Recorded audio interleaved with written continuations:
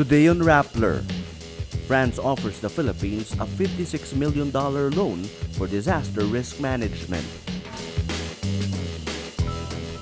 China builds 3 artificial islands in disputed waters. And who is the masked ISIS called Jihadi John? Hello, I'm Ernest Fiestan. This is Rappler's wrap for the day, a list of the most important events around the world you shouldn't miss. France makes a loan offer to the Philippines worth 50 million euros or $56.6 million to help fund projects that will avert further disasters. French President François Hollande expresses his country's desire to help rebuild parts of the Philippines devastated by natural disasters. Hollande says, "We will work together on innovations that will be a point of reference, examples for the entire world." Hollande and Philippine President Benigno Aquino launched a call to action to curb climate change. The two countries also agree to step up their cooperation in the fight against terrorism.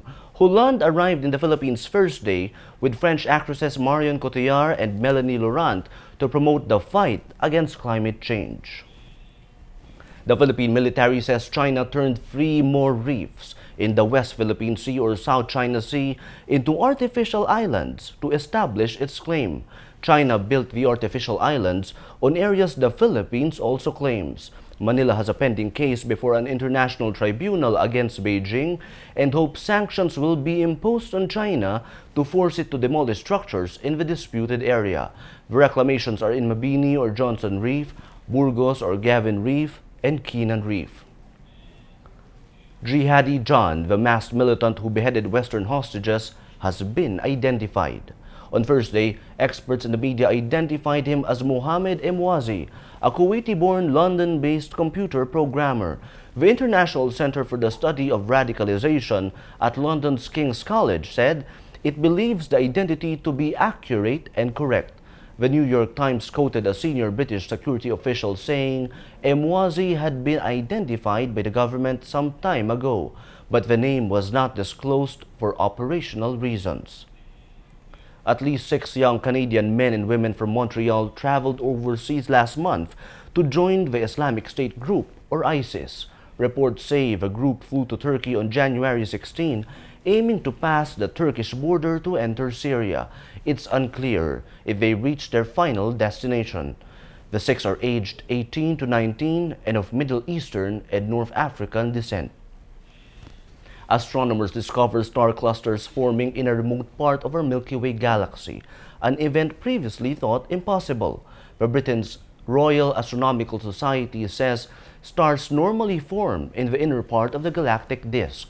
The 2 clusters lie in a cloud 16,000 light-years beneath Milky Way, an enormous distance away from the usual regions of star formation.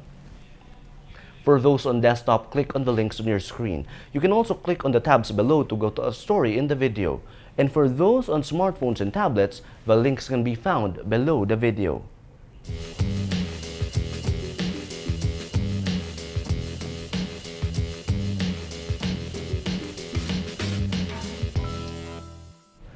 Every story on Rappler has a mood meter which gives you 8 emotions to choose from. Looking at the Mood Navigator today, the story with the most number of votes, kids aren't supposed to be for sex, 74% angry. This story brings out the mood of the day. Today, most people are angry. That's the wrap for today, Friday, February 27, 2015. Visit Rappler.com for the latest news here and around the world.